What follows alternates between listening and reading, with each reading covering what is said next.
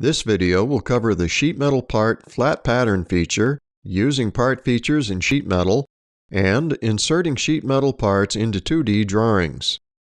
Flat patterns are used in technical drawings to dimension and annotate the unfolded state of the part.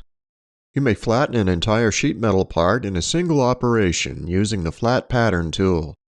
This tool allows you to temporarily view the part in a different state than the original. When the part is in this state, you will not be able to edit any of the current features in the model in any way.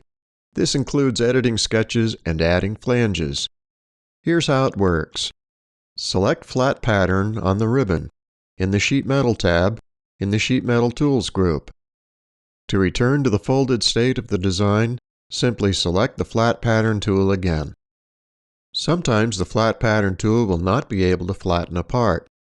If the part cannot be flattened in sheet metal part mode, you will not be able to project the part as a flat pattern in a 2D drawing. This may occur as a result of material being added between flanges by using part features in sheet metal. By default, the part modeling toolbar is not active in the sheet metal module, but you can use the part modeling features in a sheet metal part. Remember, flanges can be unbent. Part modeling features cannot. In this example, the part modeling feature is listed in the Design Explorer. As you would expect, it can still be edited and treated as a normal feature.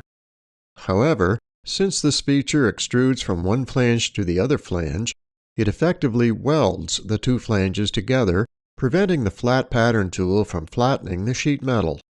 You would not be able to flatten this part in the real world either, without breaking something. This error message will be displayed with any attempt to flatten the part. If you do need a part like this, but also need to be able to flatten the sheet metal, create this part as a member of an assembly. The sheet metal part and the rod would be assembled together. The assembly is the best method for creating this particular part, because that's what it actually is. When creating a 2D drawing of a sheet metal part, click on the More Options button to see a couple options only available for sheet metal parts. Click Project as Flat Pattern if your part is a sheet metal part and you would like to project a flat pattern of it. If your part is not a sheet metal part, you will not be able to select this option.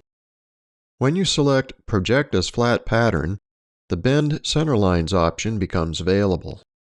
If you decide to project the sheet metal part as a flat pattern, you can dimension the flat pattern as you would any part in a 2D drawing.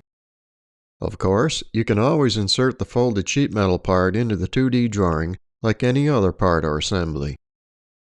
This video covered the sheet metal part flat pattern feature, using part features in sheet metal, and inserting sheet metal parts into 2D drawings.